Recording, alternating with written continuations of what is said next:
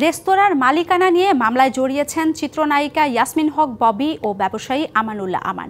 এ নিয়ে দুই পক্ষের পাল্টাপাল্টি অভিযোগ ও মামলার মধ্যে মঙ্গলবার সংবাদ সম্মেলন করেন আমান। এর আগে সোমবার এ বিষয়ে কথা বলেন চিত্রনায়িকা ববি।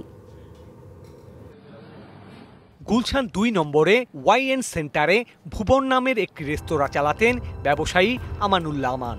সম্প্রতি রেস্তোরাঁটি আবুল বাশার ও নায়িকা ববির কাছে ৫৫ লাখ টাকায় বিক্রি করলেও তাদের দেয়া চেক বাউন্স হয় বলে অভিযোগ আমানের। সংবাদ সম্মেলনে ব্যবসায়ী আমানের অভিযোগ, চিত্রনায়িকা ববি ও তার ক্যাডার বাহিনী অবৈধভাবে রেস্তোরাঁটি দখল করে রেখেছে। সে আমাকে ৫৫ লাখ টাকা দেওয়ার কথা ছিল, কোনো টাকা আমাকে দেয় নাই আজ পর্যন্ত। একটা মানুষ কিভাবে কোনো টাকা পয়সা না দিয়ে, ফ্লোরের সাথে কোনো এগ্রিমেন্ট না করে, বাড়িওয়ালার সাথে কোনো এগ্রিমেন্ট না করে গুলশানের মতো জায়গায় কিভাবে একটা পজিশন দখল করে অবৈধভাবে থাকে।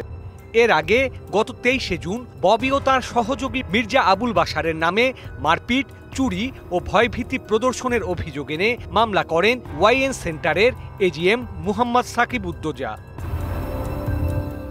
পাল্টা মামলা করেন ববি আর বাশারও। এতে ওয়াইএন সেন্টারের ভুবন রেস্তোরাঁ ফ্লোরের মালিক শাহিনা ইয়াসমিন সহ ১০-১২ জনকে আসামি করা হয়। প্রতারণার আরেকটি মামলা করেন আমানুল্লাহ আমান ও তার পার্টনার ইন্তাকাবুল আলমের বিরুদ্ধেও। শাহিনা ইয়াসমিন ও পুত্র জাওয়াদ আল মামুন এবং তাদের দীর্ঘদিন।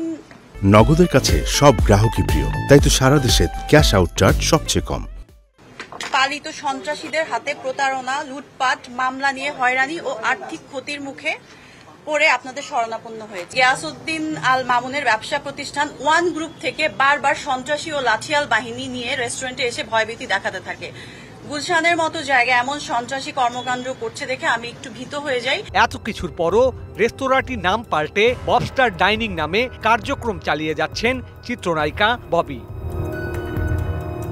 Sourav Bappa, DBC news, Dhaka.